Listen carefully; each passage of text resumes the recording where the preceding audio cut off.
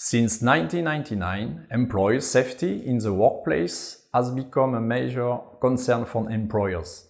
There are several certification programs around the world to allow equipment manufacturers to offer solutions that ensure the safety of users in environments subject to explosive atmosphere.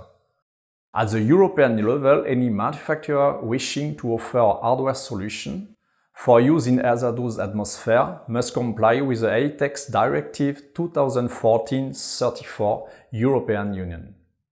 Industrial processes developed for the pharmaceutical industry, chemical industry, mining, wastewater management, refining operation, or industrial paint application include many dosing stations designed for the application.